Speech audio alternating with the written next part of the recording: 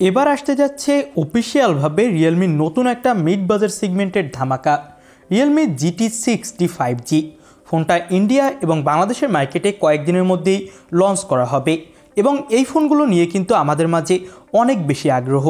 আজকের ভিডিওতে ফোনটা দেশের মার্কেটে কবে কি আসতে পারে, আসলে এর প্রাইস কত হবে, অফিসিয়ালভাবে আসবে কিনা এবং এই ফোনটা ওভারঅল কতটা ভালো, এইসব বিষয় নিয়ে বিস্তারিত কথা বলবো।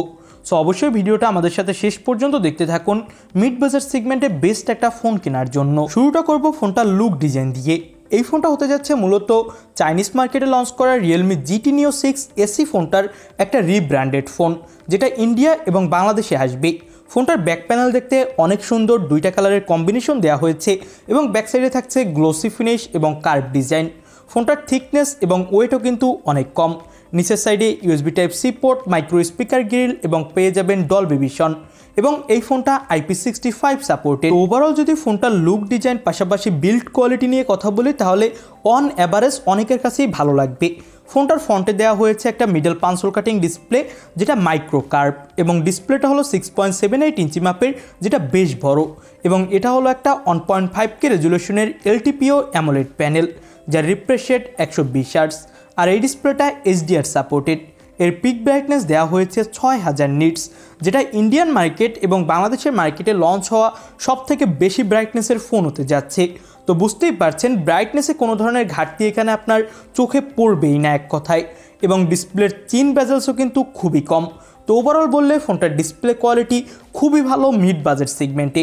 ফোনটাতে ইউজ করা হয়েছে পাওয়ারের জন্য কোয়ালকম স্ন্যাপড্রাগন 7+ Gen 3 চিপসেট, যেটা 4 ন্যানোমিটার আর্টিটেকের উপর বিল্ড করে তৈরি। আপ টু ক্লক স্পিড হলো 2.6 GHz এবং এর GPU Adreno 732। তো ওভারঅল বললে পারফরমেন্সের দিক থেকে ফোনটা অনেক ভালো। LPDDR 5X র্যাম এবং UFS 4.0 স্টোরেজ পাবেন এই ফোনটাতে গেমিংয়ের কথা বলতে গেলে PUBG, free fire, call of duty, Asphalt 9 পাশাপাশি সব ধরনের মাল্টিটাস্কিং এবং সব ধরনের এডিটিং সফটওয়্যার খুবই ইজিলি রান করাতে পারবেন এবং এখানে 3C কুলিং সিস্টেম থাকার ফলে এখানে ফোনটা হিট ইস্যুও কম হবে। ফোনটাতে আউট অফ দ্য বক্স আপনি পাবেন Realme UI 5.0 এবং Android 14। এবার আমরা ক্যামেরা কোয়ালিটি নিয়ে কথা বলি। ব্যাক সাইডে 50 মেগাপিক্সেলের প্রাইমারি ক্যামেরা, 8 মেগাপিক্সেলের আল্ট্রা ওয়াইড আর সামনে দেওয়া হয়েছে 32 মেগাপিক্সেলের সেলফি ক্যামেরা। এক্সট্রা কোনো ম্যাক্রো বা ডেপথ দেওয়া হয়নি, ডুয়েল ক্যামেরাই। ফোনটা দিয়ে তোলা কিছু ছবি দেখতেই পাচ্ছেন, এখানে ভালো ফটোগ্রাফি করতে পারবেন, অনেক ভালো বলতে পারেন। মিড বাজেট সেগমেন্টে আপনাকে একদম স্যাটিসফাই করবে।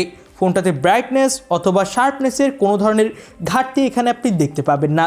আর এখানে কিন্তু সোনির সেন্সর ইউজ করা হয়েছে। 4K 60 FPS এ ব্যাকসাইডের ক্যামেরা এবং 4K 30 FPS এ ফ্রন্টের ক্যামেরা দিয়ে ভিডিও রেকর্ড করার সাপোর্ট থাকছে। তো ওভারঅল আমার কাছে ক্যামেরা কোয়ালিটি ভালোই মনে হয়েছে, তবে 5 মেগাপিক্সেলের ম্যাক্রোরা থাকলে আরও বেশি জমতো। ফোনটাতে 5500 mAh ব্যাটারি এবং আপনি এই ফোনটার বক্সে পেয়ে যাবেন 100 ওয়াটের ফাস্ট চার্জার, যেটা দিয়ে সুপার ডুপার ফাস্ট চার্জ করতে পারবেন এবং এখানে কিন্তু ব্যাটারি ব্যাকআপও ভালো পাবেন। এবার ফোনটার প্রাইস নিয়ে কথা বলি। ফোনটার 4টা ভেরিয়েন্ট লঞ্চ করা হবে, যার বেস ভেরিয়েন্ট 8128 GB আর টপ ভেরিয়েন্ট হলো 12512 GB। বেস ভেরিয়েন্টের দাম ইন্ডিয়ান রুপিতে হতে পারে 29,999 রুপি, যেটা বাংলাদেশি টাকায় কনভার্ট করলে হয় 42,000 টাকা প্রায়, এবং এর টপ ভেরিয়েন্টের দাম হতে পারে 35,999 রুপি, যেটা বাংলাদেশি টাকায় কনভার্ট করলে 50,000 টাকা।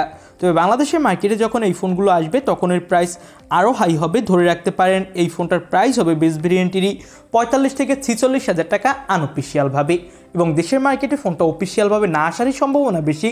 তবে যদিও আসে তাহলে এই ফোনটা অনেক লেট করে আসবে, তার অনেক আগেই আপনি এই ফোনটা দেশের মার্কেটে আনঅফিসিয়ালভাবে পেয়ে যাবেন। আর অফিসিয়ালভাবে আসলেও প্রাইসটা ধরে রাখতে পারেন বেস ভেরিয়েন্টের হবে 50,000 টাকার উপরে। তো আপনাদের কাছে এই ফোনটা কেমন কি লাগলো সেটা অবশ্যই আমাদের কমেন্ট বক্সে জানাবেন। ফোনটা গেমিংয়ের জন্য এবং এই ফোনটার ক্যামেরা পারফরমেন্সও কিন্তু ভালোই, ডিসপ্লে তো বেস্ট, 100 ওয়াটের ফাস্ট চার্জার, সব কিছু মিলিয়ে পারফেক্ট একটা প্যাকেজ হতে পারে। তো এই তো ছিল আজকের ভিডিও ভালো লাগলে লাইক করে দিবেন আর অন্য কোনো কোশ্চেন থাকলে কমেন্ট বক্সে জানাবেন। আজকের মতো ভিডিও এখানেই শেষ করছি। আল্লাহ হাফেজ।